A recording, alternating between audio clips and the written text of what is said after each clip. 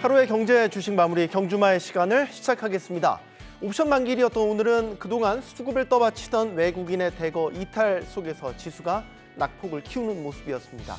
미국발 금리 전망의 불확실성으로 투심은 움츠러든 가운데서도 개인들은 역대급의 대기 자금을 쟁여놓고 다음 투자처를 기다리고 있습니다. 목요일 경주마의 미들맨들 지금 시장을 어떻게 바라보고 있을까요? 핵심 파일들을 지금부터 하나씩 열어보겠습니다. 어서 나오십시오. 안녕하십니까? 네, 반갑습니다. 네. 자, 오늘 장 평가부터 해봐야 될 것 같습니다. 시장에 임하는 자세야 늘 한결같지만 요즘같이 불확실성이 클 때, 변동성이 클 때는 참 한결같은 마음으로 시장을 바라보기가 쉽지는 않은 것 같습니다. 오늘 장 어떻게 보셨는지요?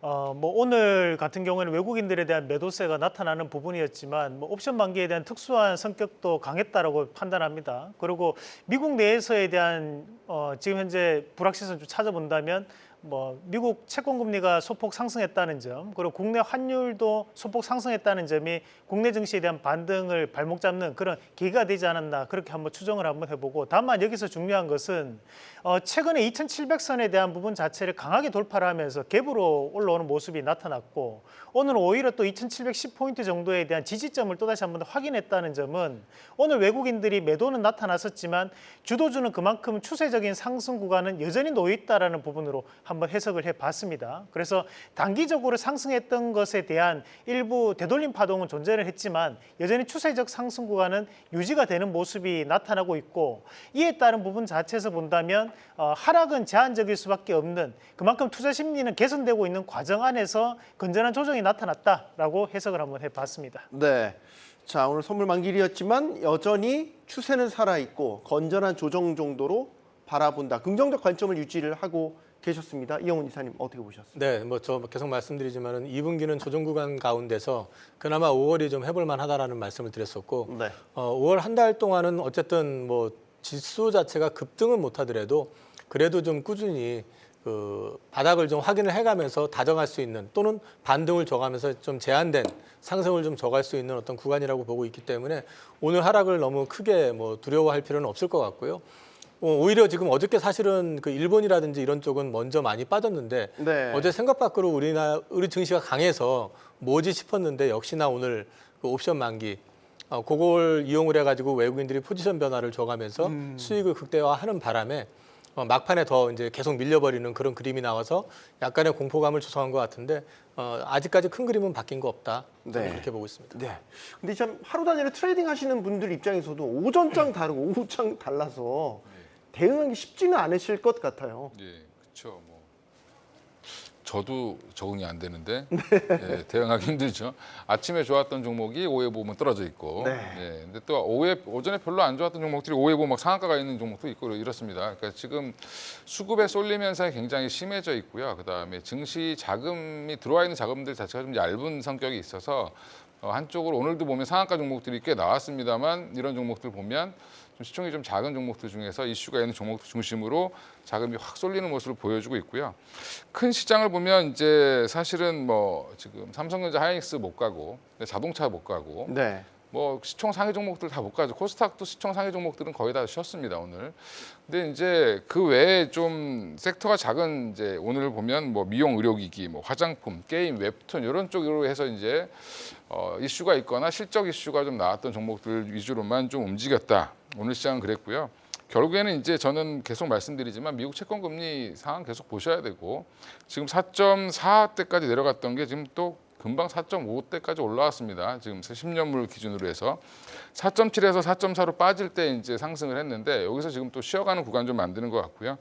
환율도 아까 이상로 대표님 말씀하셨지만 1,350원대에서 1,371원까지 지도새도 모르게 금방 올라와 있는 상황이고, 여러 가지 면으로 좀 안정된 것 같았던 리스크, 이런 그 매크로 지수들이 좀 안 좋아지는 모습이고, 또 이런 위험 자산 선호 심리를 가장 대표적으로 잘 보여주는 게 비트코인의 가격인데, 지금 반등 나오는 것처럼마다 다시 또 무너지고 있습니다. 결국엔 무슨 말이냐면 위험 자산 선호 심리 그닥 좋지 않다, 아직은.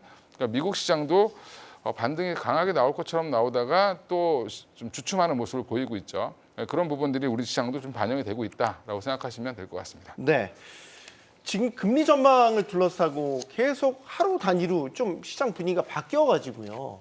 사실 이달 FOMC 끝나고 나서 나왔던 내용은 상당히 이제 비둘기파적으로 해석이 돼서 연내 금리 인하도 가능하겠네라고 했다가 또 하루 만에 또 금세 또 매파적으로 분위기가 바뀌고 이런 가운데 오늘 또 외국인들이 어떤 차익 실현 매물이 나오게 되니까 이건 뭐지 추세적으로 이게 바뀐 건가라는 의구심을 계속 갖게 되는데 이상로 대표님은 일단 추세가 바뀐 건 아니라고 말씀하셨으니까 수급상으로 좀 더 해석을 부탁을 드리겠습니다.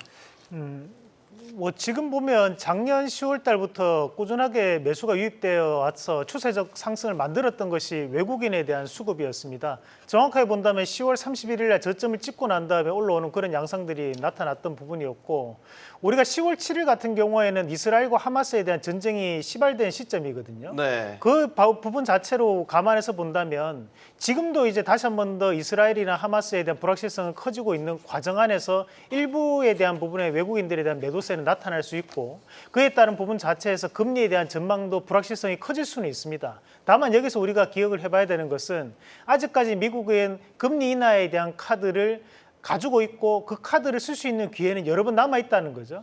결론적으로 말씀드린다면 6월 달에 대한 부분, 그리고 7월 달, 9월 달, 11월, 12월 달 아직까지도 제가 알고 5번에 대한 정도의 과정들이 남아 있는 것으로 알고 있는데 그렇다면 결국 6월 달에 금리 인하를 안 한다고 하더라도 시장은 거기에서 실망을 했다라고 표현하기보다는 6월 달에 안 했으니까 7월 달에 할 수 있겠지라는 생각을 저는 더욱더 할 수 있다고 보거든요. 네. 그 말인즉슨 지금 현재 시장은 1월 달부터 계속적으로 이어져 왔던 어떻게 보면 희망 고문 같은 수급이 강하다고 봅니다.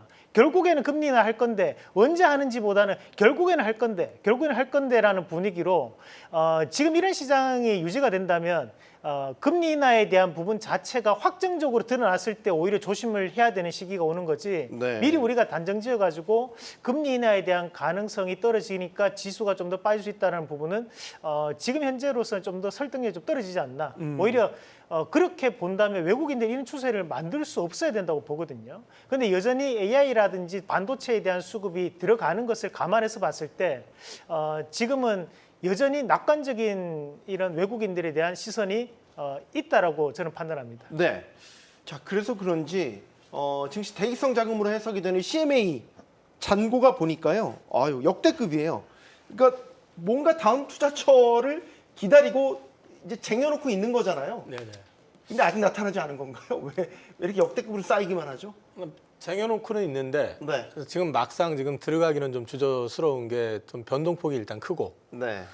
그리고 또 우리 같은 경우는 사실 지금 시장의 수급의 주체가 사실상 외국인한테 넘어가 있는 상태잖아요.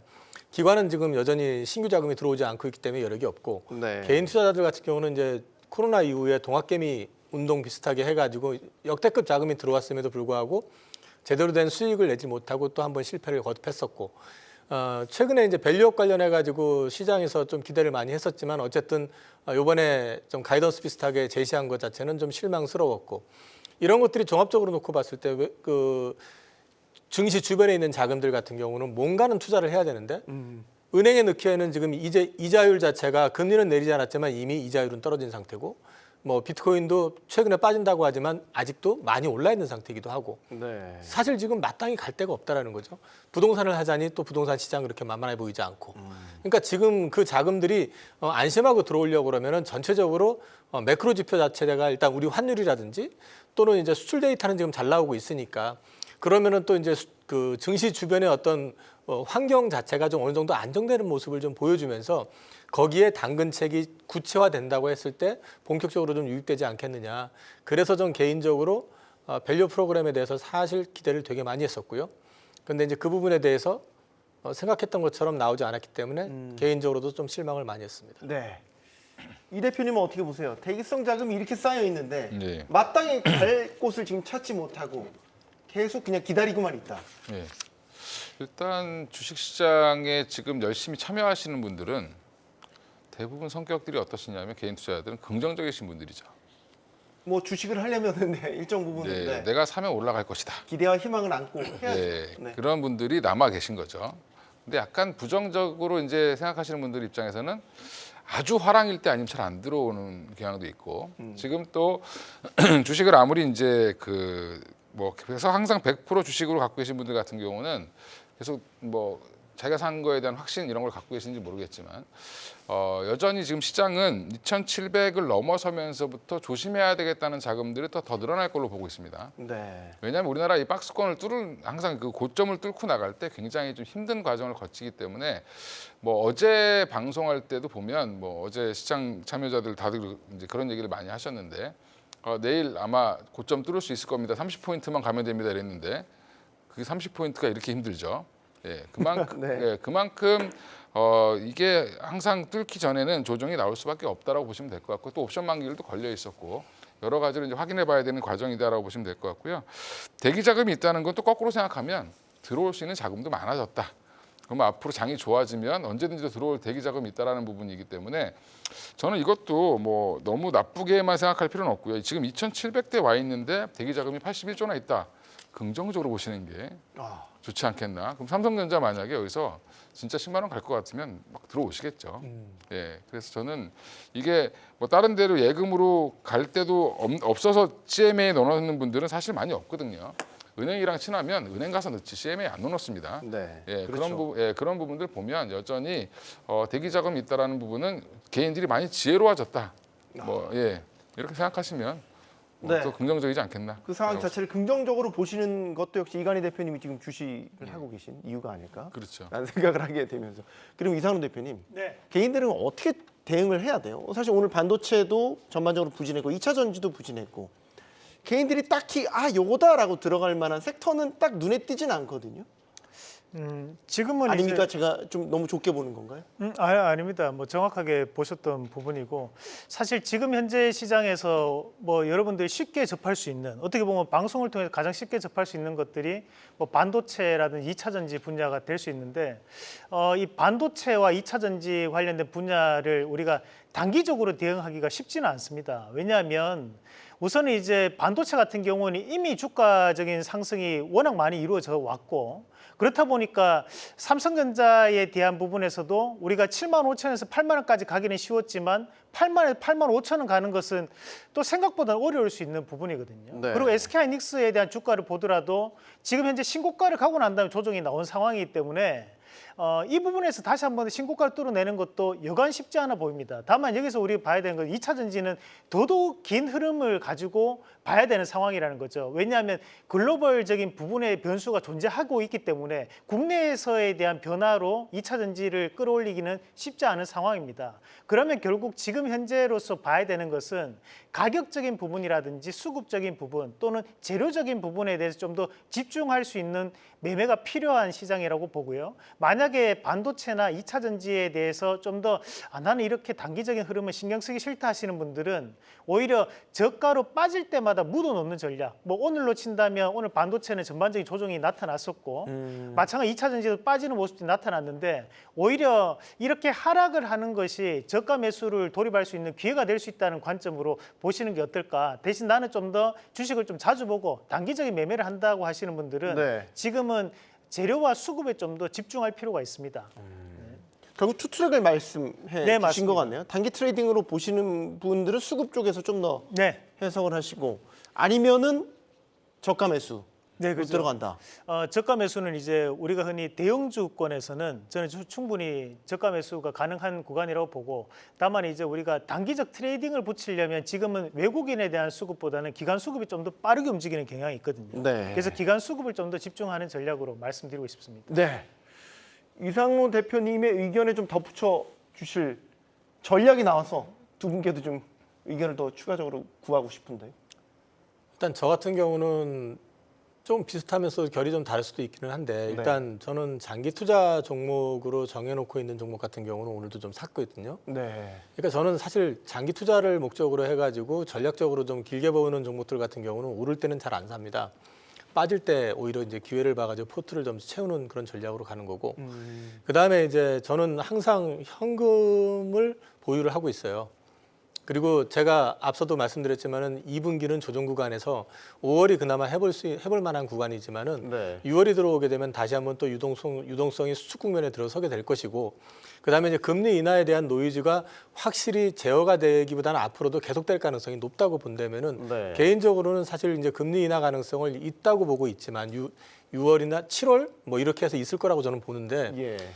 그렇게 보고 있지만은 그 중간 과정에서의 어떤 진통이라든지 이런 것들은 있을 수 있기 때문에 그 진통이라는 건 결국 주가에 또 급격한 하락이 한번 또 나올 수도 있다라는 점에서 봤을 때는 네. 현금을 일정 부분 유지를 하시고 장기 투자할 목적의 주식들은 오를 때 쫓아 사시지 마시고 올라가면 또 뭐 어제 그제 같은 경우만 해도 또 다 될 것 같으니까 또 막 쫓아 사고 빠지면 또 안 될 것 같으니까 쳐다보고 손 놔버리고 그러니 맨날 비싸게 사서 물리는 거잖아요. 그러니까 생각을 정하셔가지고 내가 이 주식을 전략적으로 길게 가져갈 거다라고 생각하시면은 가격을 정하셔가지고 올라갈 때 사지 마시고 오히려 빠질 때 모아가시는 전략을 하시는 것도 괜찮을 것 같습니다. 네. 철저하게 나눠서 운용을 하는 전략을 말씀해 주신 것 같고요. 이건희 대표님. 예. 대부분 다 맥락은 비슷한 것 같습니다. 그러니까 제가 항상 증권회사 다닐 때도 후배들한테 한 말이 전날 뭐 미국 나스닥이나 S&P 500 많이 올라가면 출근하면 사무실 분위기가 되게 좋죠. 예, 우리 시장도 좋을 거라는 기대감 네. 그런 것들 때문에. 근데 이제 퇴근할 때쯤 되면 얼굴이 썩어 있는 경우 많습니다. 예, 네. 기대보다 안 좋은 거죠. 그래서 항상 좋을 때 흥분할 필요도 없고요. 그 다음에 나쁘다고 실망할 필요도 없다. 그러니까 이제 이게 참 어려운 건데 이거를 자꾸 내공을 다지셔야 되고 아까 이영훈 이사님 말씀하신 것처럼 뭐 내가 좋아하는 종목은 빠질 때 사야죠. 왜냐하면 기업이 하루 이틀 사이에 바뀌는 게 아닌데 네. 주가는 뭐 수급이라든지 심리에 의해서 하루 이틀 사이에도 엄청나게 움직이기 때문에 그것들을 이제 보고 사시는 게 맞는 거고 요즘의 트렌드는 이제 보면 최근에 시장이 이렇게 대형주가 쉬면 뭐 주요 주죠 뭐 2차 전지 반도체 이런 특히 요즘에 이제 삼성전자 하이닉스가 움직이질 않으면 이제 뭐 보면 실적 좀 괜찮다고 하는 종목들이 막 조금만 뉴스 나오면 막 움직입니다. 오늘도 화장품이라든지 뭐 미용 의료기기 이런 종목들이 실적 발표하고 나서 급등락이 나오고 심지어 뭐 실리콘트는 상한가를 갔습니다. 네. 그러니까 이런 부분들은 그러니까 그럴 때는 오히려 아침에 좀 긴장하고 보시면서 그런 거 단타하셔도 재밌는 상황이니까 그러려면 현금이 항상 있어야 되겠죠. 네. 근데 그런 자금들은 또 그러면 사놓고 상한가 가니까 뭐 아니면 10% 올랐으니까 또 재워놓으면 그 다음 날 빠질 수 있습니다. 그러니까 이게 내 목적에 맞는 돈을 잘 만들어 놓으셔야 되고 네. 단기로 트레이딩 할 돈인지 아니면 묻어놓을 종목인지 아니면 중기로 끌고 갈 건지 살 때 이미 목적을 정하고 들어가셔야 되는데 네. 사고 이제 좀 좋으면 더 갖고 있다가 확 빠지면 못 나오고 예, 이게 사실은 항상 물리는 과정인데 그래서 너무 좋을 때 흥분해서 사시면 제가 가끔 그런 얘기도 하죠. 뭐 한경에 나와서 이 종목은 물려도 되니까 사시라고. 물려도 되니까 사. 그렇죠. 그러면 갖고 있으면 언젠가 먹을 텐데 금방 수익이 날 텐데 네. 왜 두려워하냐? 뭐 그건 치고 나갈 때 사야 되는 종목이 있고 또 빠질 때마다 모아야 되는 종목이 있는 거죠. 네, 그러면 그런 부분들은 본인들의 스타일에 맞게 가시되 최근 저는 이제 현금 확보를 좀 해놓으셔야 된다라고 며칠 전부터 말씀드렸는데 네. 근데 이제 대부분 이제 그렇게 해놓으신 분들은 또 여유가 있는 거죠. 지금 이렇게 빠질 때. 그럼 내일 설레죠. 시장이 열리면 내일 뭐 살 수 있는 게 있으니까. 네. 예, 그래서 항상 그런 여유를 좀 가질 수 있는 그런 포트를 유지하시는 게 좋다.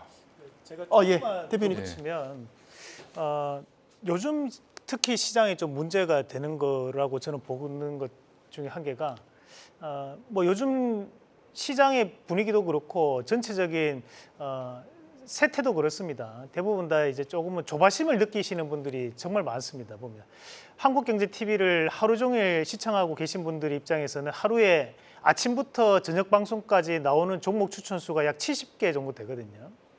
그러면 이제 그 종목군들을 보다 보면 아이고 내가 이제 괜히 뒤처지는 것 같고 괜히 뭔가를 좀 참여해야 되고 네. 뭔가가 내가 그냥 가만히 현금을 들고 있으면 내가 바보가 되는 것 같고 이럴 줄 알았으면 뭔가를 좀 더 해봐야 되는데 그런 생각들을 하시는 분들이 정말 많으신 것 같아요. 오히려 이제 저도 이렇게 지나면서 주식을 잘 하시는 분들 그리고 또는 이제 알려진 고수분들하고 이렇게 보고 실제 계좌도 보면 잘하시는 분들은 본인만의 원칙이 있습니다. 사실 여기서 말씀하시는 네 분 모두 다 본인만의 원칙들은 다 있으실 겁니다. 그 말은 뭐냐면 우리 시청자분들도 좋은 게 좋은 거다는 아니라는 거죠.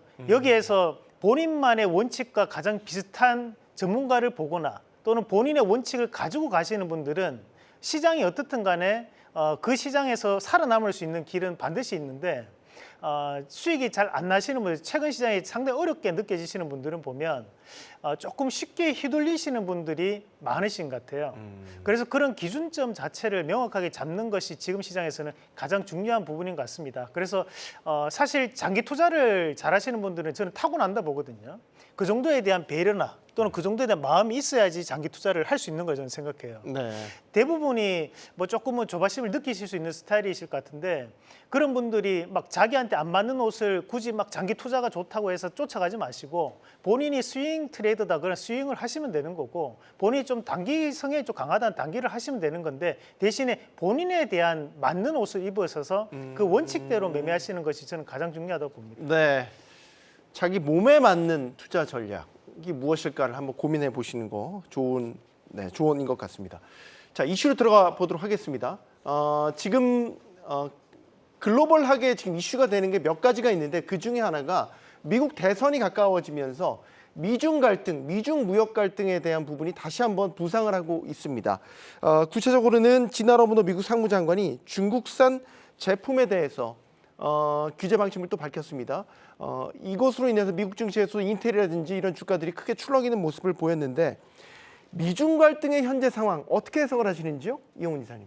일단 뭐 선거가 이제 본격화된 시점에 이르렀고 네. 그다음에 이제 최근에 보면은 바이든 대통령하고 트럼프 대통령 간의 그 지지율의 변화가 미세하게 좀 나타나고 있는 상황인데 대체적으로 보면 트럼프 대통령이 좀 기선을 좀 잡고 있는 부분이 이제 중국 관련된 부분들을 많이 잡고 있었고 중국 관련된 거를 때리면 때릴수록 트럼프 대통령이 전 대통령이 좀 힘을 받고 했었는데 그 부분을 갖다가 이제 바이든 대통령이 이제 방어를 본격화하는 거고 그러다 보니까 좀 더 선제적이고 강하게 좀 푸시를 하는 그런 측면이 좀 있는 것 같습니다. 네. 근데 사실 이 부분을 돌이켜 놓고 보면은 중국이 지금 과잉 생산을 하거나 이런 부분들에 대한 거는 하루 이틀의 일은 아니거든요.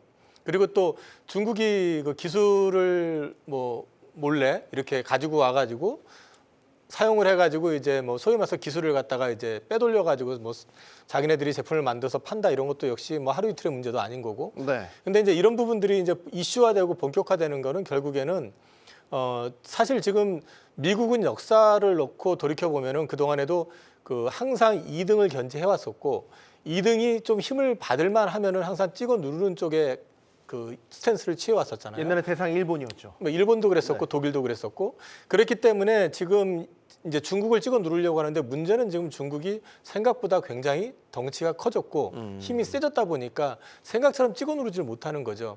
자꾸 찍어 누르려고 그러면은 이게 여러 가지 변수들이 그러니까 옛날 같지 않은 거죠. 미국도 힘이 그러다 보니까 이제 자꾸 외생 변수들이 터지니까 의도했던 것처럼 안 되고 칩 팔지 말래니까 또 칩을 또 이렇게 돌려가지고 쿠션을 쳐가지고 또 가져다가 만들기도 하고 막 이런 식이 되니까 사실상 금지를 해놓는데도 지금 금지가 아닌 그런 그림이 계속 만들어지다 보니까 좀 답답한 상황인데 어쨌든 지금 미국 같은 경우는 이런 것들을 계속 하는 이유를 놓고 본다 그러면 네.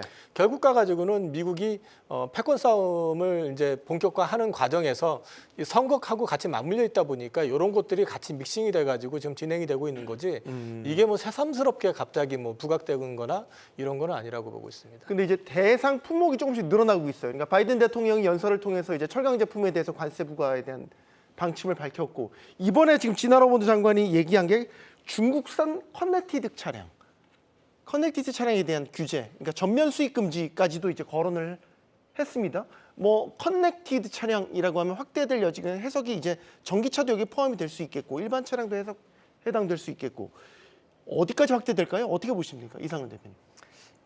지금 현재 뭐 중국에 대한 기업들 규제는 미국 내에서 상당 부분 이루어지고 있습니다. 네. 사실 우리가 최근에 그 국내 전력 설비 관련된 기업들도 대단히 좋은 모습을 좀 나타내는데 그런 부분도 미국 내에서 이제 중국 기업들이 전력 설비 관련돼서 담당하고 있는 점유율이 약 20% 가까이 되거든요. 근데 그 점유율이 이제 중국 기업들이 규제를 하다 보니까 이 점유율이 줄고 있다는 거죠. 그러면 지금 얘기하는 이제 컨택티드 차량에 대한 부분 자체에서도 미국 내에서는 사실 상당히 확장력에 대한 최대한 넓게 저는 해석을 할 거라고 판단을 해요. 네. 그래서 보면 우리가 어떻게 보면 이제 기술적인 부분 자체에서 자율주행에 대한 부분까지도 충분히 포함될 수 있는 부분이라고 저는 보고 예. 특히 이제 우리가 이런 자율주행 관련된 부분 자체에서도 중국이 상당히 앞서가고 있는 것이 또 로봇 청소기 분야거든요. 그렇다 보니까 이런 우리가 뭐 라이다에 대한 부분, 이런 센서류에 대한 부분까지도 저는 일부 포함될 여지는 충분히 있다라는 부분으로 보고 여기에 대한 이제 본래 목적은 결국 중국에 대해서 지금은 다 마음에 안 드는 거예요, 그냥. 중국 자체가 마음에 안 드는 거고 네. 이게 자기들 표에 도움이 되다 보니까 중국을 좀 더 강하게 때릴 때마다 지지율 올라가는 것이 눈에 보이거든요. 네. 그렇다 보니까 좀 더 강하게, 좀 더 자극적으로, 좀 더 범위를 광범위하게 지금 나타내는 경우라고 보고 뭐 여기에 대해서는 우리가 넓게 해석을 하셔도 저는 충분히 무리가 없는 해석이 아닌가. 오히려 이렇게 넓게 해석하면 할수록 국내 기업들한테는 오히려 좀 더 좋은 움직임으로 나타날 수 있는 여지는 저는 충분히 있다고 봅니다. 이게 이제 마지막 말 반사 이익인데 우리한테 그럼 어떻게 이게 득실을 따져봤었을 때 반사 이익일 거냐 어떻게 보십니까? 뭐 분야마다 다를 텐데 지금 이제 전력 설비 같은 경우는 반사 이익을 봤죠. 사실은 굉장히 많이 보고 있는 상황이고 중국산을 규제하면 당연히 이제 그 대체제를 찾을 수밖에 없는데 그 대체제가 결국에는 우리나라인 경우가 많기 때문에 네. 이제 일부 이익을 보는 쪽이 있는 거고요. 반도체처럼 이제 때리면서 오히려 우리가 손해를 보는 섹터도 있는 거고 중국에서 많이 사주고 있는 것들을 못 팔게 하는 거죠, 결국에는.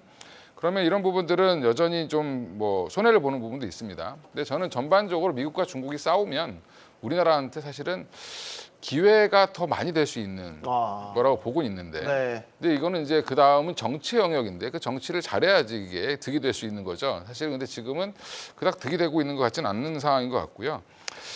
지금 그래서 우리 정부, 우리 기업들은 미국에 올인할 수밖에 없는 상황이다라고 보시면 될 것 같습니다. 그래서 미국이랑 뭔가를 같이 계속 해야 되는 상황이고 그러다 보니까 뭐 중국을 때리면 반도체도 뭐 이쪽 미국으로 가야 되고 그다음에 조선업도 마찬가지로 중국을 때리니까 반사이익을 보고 바이오도 마찬가지 또 반사이익을 본다라고 얘기하고 있는데 여전히 반사이익 부분이냐 더하기 빼기는 큰 틀로 보면 우리나라는 아직은 손해를 보고 있는 게 맞습니다. 중국이랑 뭐 미국이랑 싸우면 왜냐하면 그게 반도체가 가장 크기 때문에 그렇죠. 우리나라 매출에서. 지금 뭐 일부는 좋을 수 있지만 큰 틀에서는 둘이 사이 좋게 지내는 게 사실 좋죠. 예, 우리 입장에서는. 예. 네, 근데 이제 제가 드리고 싶은 말은 그런 거죠. 미국이 2008년도 금융위기를 극복하고 나서 극복했을 때 누구 때문에 극복을 했냐? 중국 때문에 극복했거든요. 중국이 그 엄청난 채권들을 받아줬기 때문에 극복을 했고. 네, 미국채를 예. 사주는데 예. 빅바이어였죠. 그렇죠. 그리고 또 하나가 뭐였냐면 중국이 저가 제품을 만들어줬기 때문에 미국이 그렇게 돈을 찍어내도 인플레이션이 안 생겼던 겁니다. 근데 거꾸로 지금 중국을 제재하기 시작하면서부터 오히려 인플레이션이 더 강화되기 시작을 했고 또 지금 여러 가지로 이제 문제가 생기고 있는데 이런 부분들은 어쩔 수 없이 미국도 물론 이제 중국이랑 뭐 친구 관계 이런 게 아니라 국제 관계라는 게 원래 자국의 이익을 추구하는 거기 때문에 미국 입장에서는 아까 이용우 이사님 말씀하신 것처럼 2등 때려야 됩니다. 때리니까 지금 선거 때니까 더 많이 때리는 거죠, 그냥. 뭐 민주당이건 뭐 공화당이건 할 것 없이 중국을 무조건 때려야지만 본인들이 표가 오니까. 네. 네. 그러니까 미국 사람들도 아이러니한 게 본인들은 다 메이드 인 차이나 쓰면서 그냥 중국 사람들 되게 싫어하죠. 우리나라 사람들도 마찬가지입니다. 근데 결국에는 그런 부분들보다는 경제적인 실익을 얼마나 챙길 거냐라는 부분을 좀 보시면 될 것 같고요. 최근에 뭐 저는 현대차나 뭐 이런 쪽에서 기업들은 오히려 더 지금 실리를 추구하고 있다라고 보고 있습니다. 뭐 테슬라가 뭐 중국 가서 왜 차 팔고 FSD 해달라 그러고 네. 예, 그게 왜 그럴까라고 생각해 보시면 미국은 때리고 있지만 여전히 기업들은 가서 손 내밀고 있다. 그건 왜 그러냐면 중국은 여전히 큰 소비 시장입니다. 네. 거기서 소비를 안 해주면 사실은 진출할 데가 없죠. 미국만 가지고 먹고 살 수는 없기 때문에 그런 부분들이 여전히 있다라는 부분이고요. 그래서 중국 때리면 무조건 좋아질 거다라고 생각하시면 안 되고요. 케이스 바이 케이스로 다 보셔야 된다라고 말씀드리겠습니다. 그 현대차 같은 경우는 이제 중국 바이두와의 협업 소식도 최근에 전해졌지 않습니까? 근데 지금의 규제 흐름을 보면 어쨌든 중국 기술이 뭔가 들어가면 우리 2차 전지 광물이 이제 IRA 대상에 포함 안 되는 것처럼 그런 식의 규제들이 여기에 가해진다면 이거는 일단 먼 얘기인 것 같고요. 일단은 네. 바이두하고 지금 협업 체결한 거는 MOU거든요. 네. MOU 정도 가지고 지금 그걸 걱정하는 건 좀 넌센스인 것 같고 앞서 이제 이건희 대표님 말씀도 하셨지만은 우리 시각에서 가장 좋은 시나리오는 미국이 그 완전 디커플링을 하면서 새로운 공급망을 구축하는 시나리오입니다. 그렇게 된다고 하면은 사실 중국이 하던 역할의 상당 부분을 우리가 가져갈 수가 있어요. 가져올 수가 있죠.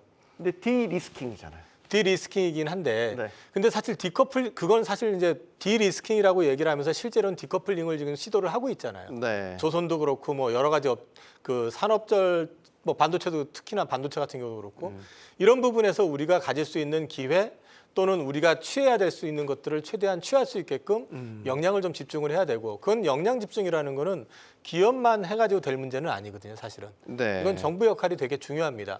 정부가 나서가지고 적극적으로 해줘야 될 부분들은 해줘야 된다라는 거죠. 사실은 저는 개인적으로 최근에 지금 미국이 뭐 중국산 철강에 대해서 때리고 조선에 대해서 때리고 하는 거 솔직히 말씀드리면 조금 통쾌한 건 좀 있거든요. 왜냐하면 대표적으로 우리나라 기간 산업들 가운데서 중국한테 피해를 본 업종 중에 보면은 조선이 들어가 있고 철강이 들어가 있고요, 화학이 들어가 있고요, 그다음에 LCD를 위시한 디스플레이가 들어가 있습니다. 사실 우리가 다 터지는 것들이거든요. 지금 네. 사실 직접적으로 부딪히죠. 예, 네. 그쪽을 갖다가 오히려 지금 중국을 견제하고 있다라는 걸 놓고 보면 그쪽에 대한 노하우나 기술, 그다음에 생산 능력을 갖고 있는 국가가 또 글로벌하게 봤을 때 또 제한적이거든요. 그러니까 우리한테 오히려 이게 기회가 될 수 있다라는 측면에서 이 기회를 어떻게 살릴 것인지에 대해서 정부하고 기업하고 좀 이게 협의가 돼가지고 합의체가 돼가지고 네. 좀 적극적으로 좀 나설 필요가 있는 그런 시점이지 그거를 우려의 시선으로 볼 필요는 없지 않느냐. 그러니까 뭐 개인적으로 보고 있습니다. 이걸 우리가 통제할 수 있는 부분은 아닌 거고 미중 간의 패권 경쟁이란 거는 뭐 불가피한 상황이라고 한다면 그 안에서 우리가 취할 수 있는 걸 최대한 취하는 게 현명한 대처법 아니겠냐라고. 네. 그런데 이제 다만 한 가지 제가 우려스러운 건 정치라는 건 항상 변하잖아요. 글로벌 정세도 항상 변하는 거고. 그러니까 이게 어느 시점 돼가지고 그게 조기에 그렇게 되지는 않을 것 같은데 지금 분위기상으로. 네. 이게 지금 사실은 중복 투자거든요. 디커플링이든 디리스킹이 됐든 간에 지금 새롭게 공급망을 구축한다는 것 자체는 큰 그림으로 보면 중복 투자예요. 이게 결국 어느 시점에서는 후유증으로 나타날 수도 있다라는 거죠. 네. 그러면 거기에 돈을 가장 많이 쓴 국가가 데미지를 입을 수도 있다. 그런 것도 미리 염두에 둬 가면서 이게 포석을 좀 더 이제 깔아야 되지 않겠느냐, 우리도. 그런 것들도 좀 말씀을 좀 드려보고 싶습니다. 네, 대표님. 이게 보면 우리가 이제 미국이 보면 지금 현재 새로운 공급망을 구축하겠다라고 차라리 전면적으로 얘기를 하고 난 다음에 행동을 취하게 되면 지금까지에 대한 움직임을 보면 국내 기업들이 상당한 수혜를 받아왔습니다, 사실. 네. 우리가 지금 현재 뭐 전력 설비 관련된 부분에서도 마찬가지로 중국이 미국에서 전력 설비 관련된 공급 부품을 공급하는 점유율이 20%대거든요. 그 미국이 자급할 수 있는 게 20%입니다. 나머지 80% 그중에서 중국이 가지고 있는 20%를 우리는 10위권이었고 대신에 일부만 몇 퍼센트만 우리한테 점유율이 떨어지고 있는데도 불구하고 국내 기업들이 지금 현재 신고가에 대한 움직임을 가는 것을 본다면 그만큼 공급망에 대한 새로운 움직임이 나타났을 때 국내 기업들은 지금까지 상당 호황이 이루어왔다는 거가 주가에 대한 부분에서 증명이 되고 있다는 거죠. 네. 그러면 지금 이제 뭐 커넥티드 카라든지 또는 이제 철강 관련된 부분 자체에서도 대선용으로 할 건지 아니면 이게 정말로 새로운 공급망을 구축을 할 건지에 대한 부분에 대해서 우리가 판단하는 것이 저는 더 큰 문제라고 봐요. 그래 만약에 정말 대선용이 아니라 새로운 공급망을 구축하기 위한 미국의 전략적 의지가 보인다면 네. 오히려 지금은 철강이라든지 조선도 우리한테 상당한 히든 카드가 될 수 있는 그런 관점이 될 수 있다는 말씀을 좀 드리고 싶습니다. 그러면 이걸 만약에 반도체까지 섹터를 확대해 보면 어떻게 해석을 해야 돼요? 그러니까 반도체도 미국의 직접 투자를 굉장히 많이 네. 이제 움직였고 실제 투자를 했고 보조금도 많이 지급했고 뭐 TSMC 얘기도 나왔잖아요. 그러니까 중국이 대만을 만약에 침공할 경우에는 TSMC가 여기에 타격을 입게 되고 그럼 미국 경제에 굉장히 큰 직격탄이 될 거다. 이런 식의 얘기들을 해서 TSMC가 보조금 제일 많이 받았지 않습니까? 그렇죠. 근데 일단 그렇게 보시면 되죠. 지금 코로나 때 마스크조차도 중국산이 아니면 우리나라 게 아니면 수입을 해야 되는 게 미국이었습니다. 네. 그거를 느끼고 사실은 마스크가 없어서 죽은 사람들이 많았죠. 초반에. 그러면 이제 그것 때문에 그런 것도 있지만 자각을 한 것도 있지만 사실은 자유무역을 WTO 체제를 만든 게 미국인데 지금 WTO 체제를 무너뜨리고 있는 것도 지금 미국입니다. 그럼 지금 결국엔 공급망을 이렇게 뭐 나누겠다라고 하고 있는데 근데 재밌는 건 이제 아까 이용우 이사님 말씀하신 것처럼 아예 그냥 디커플링해서 중국을 아예 배제하고 옛날 중공일 때처럼 아예 배제를 하고 1971년 이전으로 돌아가서 아예 배제를 하고 아예 구축을 해버리면 사실 우리나라는 편합니다. 근데 디리스킹 하면서 첨단 제품은 하지 마. 대신에 야, 니네 싼 물건 우리한테 줘. 이거거든요. 그럼 되게 어떻게 보면 되게 이기적인 거죠. 미국 입장에서는. 이율 배반적인가요? 그렇죠. 네. 자기네 인플레이션 잡기 위해서는 싼 물건은 필요한데 너네 기술이 높은 거는 하지 마라는 거거든요. 그러니까 그렇게 하고 있기 때문에 우리나라 입장에서는 좋은 것도 있고 나쁜 것도 있다. 그러니까 어떤 거는 뭐 되게 좋아질 수 있지만 뭐 지금 반도체 같은 경우 우리나라 매출의 대부분이 홍콩이랑 뭐 중화권 다 하면 사실은 거의 한 35% 이상을 그쪽에서 매출이 나오다가 사실 중국을 배제하기 시작하고 규제하기 시작하면서 그쪽 매출이 확 쪼그라들면서 사실 작년에 반도체가 폭망을 했고요. 네. 그러면서 삼성전자랑 하이닉스가 법인세를 이번에 하나도 안 냈습니다. 그래서 지금 우리는 예산이 좀 부족하다고 난리를 치는 거죠. 법인세가 부족해서 네, 세수가 지금. 예, 세수가 확 줄어들었죠. 네. 네, 삼성이랑 하이닉스가 세금을 안 냈으니까. 그러니까 이게 계속 돌아오고 있는 건데 지금 이제 회복되고 있다고 지금 난리를 치고 있는 거죠, 우리가. 근데 회복되는 게 운이 좋게 HBM이라는 게 있었던 거고 지금 이 상황을 그러면 새로운 기회다 하고 지금 열심히 달리고 있는 겁니다. 지금 우리 기업들은. 그러니까 저는 그래서 둘이 어느 정도에서 합의는 볼 텐데 여전히 때리기는 계속 진행이 될 겁니다. 민주당이 집권을 하든 뭐 공화당이 집권을 하든 여전히 때릴 거고 이런 부분들은 그냥 뭐 숙명이겠거니 하고 가야 되는 상황이다. 그러면 그때 득실을 따져야 되는데 지금 뭐 기업들이 열심히 하고 있다라고 네. 저는 보고 있습니다. 예. 그 TSMC에 대한 그러니까 하이엔드급의 칩 의존도가 90%를 넘는다라고 본다면 언젠가는 중국이 대만 침공할 것이라는 시나리오를 가정으로 봤었을 때 지금은 너무 위험하다. 그럼 TSMC에 대한 의존도를 낮춰야 된다. 의존도를 낮췄을 때 누가 대체해 줄 것이냐. 그럼 2위인 삼성전자. 뭐 인텔을 한다지만 인텔은 좀 먼 것 같고 뭐 이런 식의 나름의 행복 회로를 한번 돌려봅니다, 기사님. 근데 그런 회로를 돌리기에는 지금 사실 기술적인 차이가 부인할 수 없을 정도로 많이 크고 나요? 네. 그 다음에 또 한 가지는 지금 TSMC가 미국이랑 일본에다 지금 공장을 짓고 있잖아요. 네. 그것도 일종의 리스크 분산으로 봐야 되거든요. 그래서 이제 그건 그렇게 보셔야 되고 사실 거기에 요행을 바라는 것보단 삼성전자가 정말 분발해야죠. 그래서 이제 그 비메모리 쪽, 파운드리 쪽에서 그동안 그렇게 외치고 주장해왔었던 부분의 소기의 성과가 나와서 이제 좀 턴어라운드 하는 모습을 빨리 보여주는 게 더 중요할 것 같습니다. 네. 이번에 삼성전자에서 그래도 의미 있는 발표를 좀 했던 게 어떤 거 말씀? 그 엑시노스를 좀 더 연구를 매진하겠다. 그러니까 여기에 대한 성능을 좀 더 올리고 앞으로 출시될 제품에 대해서도 엑시노스를 탑재시키겠다라는 얘기를 꾸준하게 지금 하고 있는 과정들입니다. 네. 사실 그러면서 이런 국내에서도 삼성전자 관련된 팹리스 기업들이 조금씩 주가에 대한 수급도 들어오는 과정들인데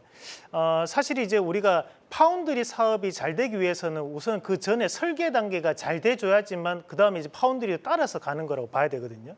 사실 우리가 대만의 TSMC가 상당히 유망한 회사다, 좋은 회사다라고 얘기하지만 사실 대만을 먹여 살리는 기업들은 팹리스 기업들 상당히 많습니다. 우리가 모바일 AP만 보더라도 전 세계에서 가장 보급률이 높은 것이 이제 미디어텍이라는 회사예요. 사실. 네. 성능은 애플이 가장 좋지만 점유율로 따진다면 30% 이상이 전 세계 휴대폰에 미디어텍이 가지고 있거든요. 이 미디어텍도 대만의 팹리스 기업입니다. 이런 팹리스 기업들이 그만큼에 대한 성장성을 보여줬기 때문에 TSMC가 잘 갈 수 있는 것처럼 삼성에서 엑시노스에 대한 연구 개발에 대한 노력들이 말뿐만이 아니라 국내 팹리스 기업들에 대한 기술적인 지원도 이어질 수 있도록 그에 따른 기대감을 우리가 시장에서 한번 기대해 보시는 것도 좋을 것 같습니다. 네. 자, 다음 이슈로 넘어가야 될 것 같습니다. 더 얘기하고 싶은데 시간이 조금 부족해서 저희가 오늘 이 얘기까지는 꼭 짚어봐야 될 것 같아서 바로 바이오입니다. 저희 오랜만에 바이오 이야기 한번 해보려고 하는데 이유가 있습니다. 빅이벤트를 앞두고 있거든요. 이달 말에 미국의 임상종양학회가 진행될 예정입니다.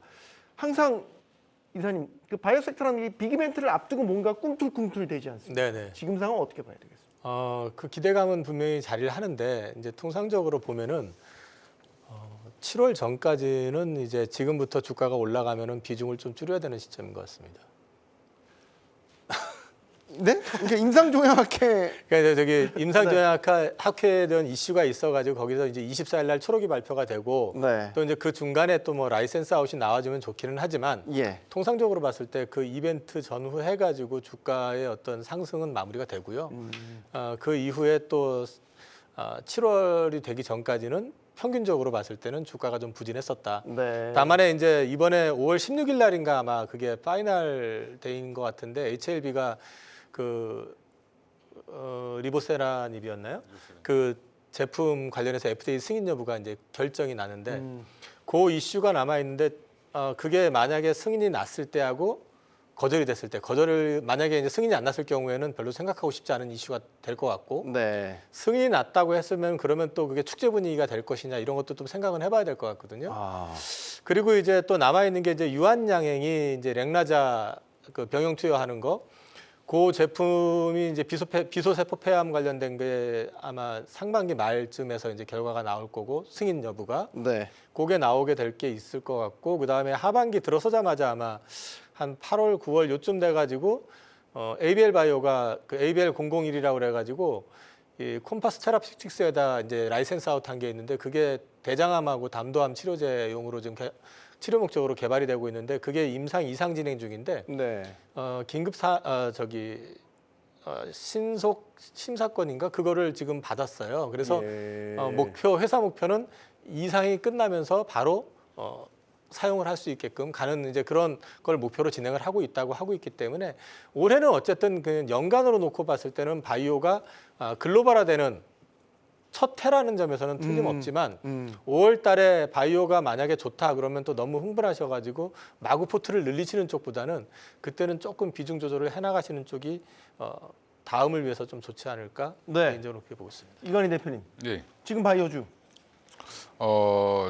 없으신 분들은 안 사시면 됩니다. 예. 그게 왜 그러냐면 네. 이미 많이 올랐고요. HLB도 많이 올랐고 알테오젠도 많이 올랐고 주요 종목들 사실 살만한 쪽이 그나마 ABL 바이오 뭐 그다음에 유한양행 뭐 오스코텍 이 정도일 것 같은데 지금 아스코 관련돼서 뭐 이벤트가 이렇게 이미 알고 있는 정보죠. 5월 31일부터 열린다. 그럼 지금 5월 10일이 이제 내일인데 벌써 움직였어야 됩니다. 근데 안 움직이죠. 거기 참여 기업들 다 발표됐는데 주가 안 움직이고 있습니다. 루닛만 조금 움직였는데 워낙 많이 빠졌기 때문에 움직인 거고요. 지금 이 바이오는 거의 투자하시는 분들이 거의 정해져 있습니다. 안 하시는 분들 되게 많고요. 그러니까 이거 주로 하시는 분들만 주로 하시기 때문에 바이오 종목들 그리고 더울 때 안 좋습니다. 더울 때 안 좋습니까? 계절성을 계절성 하는군요. 탑니다. 예. 그래서 보통 이제 주요 행사들이 겨울에 많이 있고요. 그러니까 1월달, 뭐 2월달, 3월달 이렇게 많이 있기 때문에 그리고 지금 이게 또 살짝 추워지기 시작하면 좋아지는데 여름에 지금 이제 더워지기 시작하면 요때 빠질 때 사셨다가 추울 때 원래 파셔야 됩니다. 그게 원래 바이오주의 패턴인데 네. 네, 지금 뭐 알테오젠이나 HLB나 다 호재가 있음에도 불구하고 최근에 자꾸 눌리고 있죠. 네. 근데 HLB도 아까 뭐 간암 신약 관련돼서 1차 치료제 이게 어디까지 반영되어 있느냐 뭐 승인이 나면 빠지지 않겠냐라고 좀 보고 있는데 오히려 그때부터는 팔아야 되는 거기 때문에 그런데 이제 이런 부분들이 여전히 이벤트는 남아 있지만 지금 여기서 추가적으로 치고 나가기에는 부담스러운 자리에 있는 종목들이 많다. 예, 근데 오히려 이제 유한양행 같이 이제 렉나자가 폐암 치료제가 이제 미국에서 허가가 돼서 판매된다라고 하면 이건 또 빅 이벤트가 될 수 있습니다. 그러면 그쪽은 가겠죠. 그러니까 개별 이벤트로 보셔야 되기 때문에 예, 판매가 되냐, 바로 돈이 되냐, 바로 돈이 안 되냐 이 정도 차이라고 생각하시면 될 것 같습니다. 이상론 대표님. 네. 뭐 사실 우리가 지금 ASCO 같은 경우에도 뭐 기업들의 국내 기업들에 대한 이슈 정도는 나올 수 있는 자리들입니다. 뭐 그러면서 이제 우리가 이제 기대를 하는 것들이 뭐 라이센스 아웃이란 이런 부분에 대한 부분의 기대는 조금은 좀 접어두시는 게 저는 맞을 것 같고요. 다만 이제 우리가 이런 ASCO라든지 그 전에 있던 AACR도 마찬가지지만 최근에는 이런 제약바이오 기업들 같은 경우에도 조금 이제 대중들의 투자 심리를 좀 타는 것 같아요. 그래서 그냥 무작정 조금은 중소형 개별주보다는 네. 좀 더 안정적인 매출이 나오는 제약 쪽에 대한 종목군들을 좀 선호하시는 경향이 저는 좀 요즘 들어서 좀 느껴지는 구간이라 보고 네. 뭐 그런 구간들 자체에서 이제 우리가 좀 판단을 한번 해본다면 ASC와 관련해 가지고 우선은 유한양행 같은 경우에는 이번에도 또다시 한번 레이저 티닙에 대한 임상 연구의 결과 발표가 앞두고 있는 상황이고 뭐 추가적으로 본다면 오늘 시장에서도 급등이 나왔던 이제 루닛 같은 경우에도 데이터적인 부분 자체가 보이는 것들이거든요. 그래서 의료 AI에 대한 소프트웨어 분석에 대한 부분을 또 시행을 한다고 하니까 그렇게 좀 형체가 있는 쪽에 대한 제약 종목군들을 좀 보시는 건 어떨까? 네. 지금은 그만큼 시장에 대한 불확실성이 큰 시장이다 보니까 예전처럼 무작정 제약 바이오의 이 이슈 좋다고 하더라. 라고는 우리 투자자분들이 쉽게 안 움직이는 경향이 좀 네. 있는 것 같습니다. 그래서 좀 더 형체를 좀 볼 수 있는 제약이라든지 어떤 의료 AI 쪽으로 한번 보시는 전략으로 말씀드리고 싶습니다. 바이오 투자 분위기도 굉장히 고도화돼 있군요. 오랜만에 의료 AI 쪽에서 뉴스가 나와서요. 하나 소개해드리면서 의료 AI 얘기를 이어가 볼까 합니다. 삼성 메디슨이 프랑스의 의료 AI 기업 소니오를 인수한다는 소식 전해졌습니다. 자, 작년 상반기로 제가 기억을 하는데 의료 AI 한때 우리 증시를 상당히 달궜던 섹터 아니겠습니까? 의료 AI 어떻게 보시는지요? 이사님부터 먼저. 작년 상반기에 굉장히 핫하게 움직였었고요. 작년 하반기에 경주마에서도 몇 차례 다뤘던 건데 내년 어떻게 될 것 같으냐. 네. 근데 이제 그때 제가 계속 말씀을 드렸던 게 업황은 좋아질 것 같은데 주가는 자신 없다고 말씀을 드렸거든요.